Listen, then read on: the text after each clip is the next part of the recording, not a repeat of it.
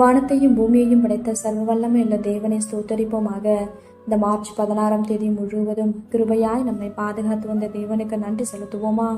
கிருபையும் மகிமையும் நிறைந்த எங்கள் பரிசுத்தமுள்ள நல்ல தகப்பனை ஸ்தோத்தரிக்கிறோம், துதிக்கிறோம் ராஜா.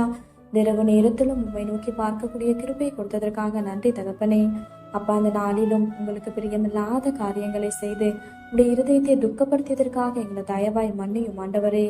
உங்க பிரியமான பிள்ளையை வாழ உதவி செய்யுங்கப்பா.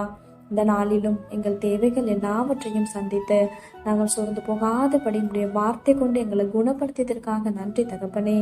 ஆண்டவரே, இந்த நாளிலும் நாங்கள் பெருமை காட்டி கொண்டதற்காக எங்களை தயவா மன்னிச்சிருங்க இசப்பா. பெருமைக்கு எதிர்த்து நிற்கிறீர் என்று வேதத்துல பார்க்கிறோம் ஆண்டவரே. அப்பா, அங்க நாங்க பெருமை காட்டி கொள்ற அளவுக்கு எங்களால எதுவுமே இல்லை இசப்பா.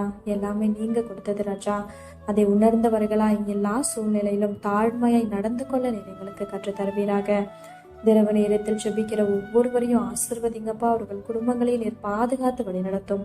எங்கள் ஆவி, ஆத்துமா, சரீரம் முழுவதையும் உடைய கருத்துல கொடுக்கிறோம். நீர் பொறுப்படுத்த நீர் வழி நடத்தும்.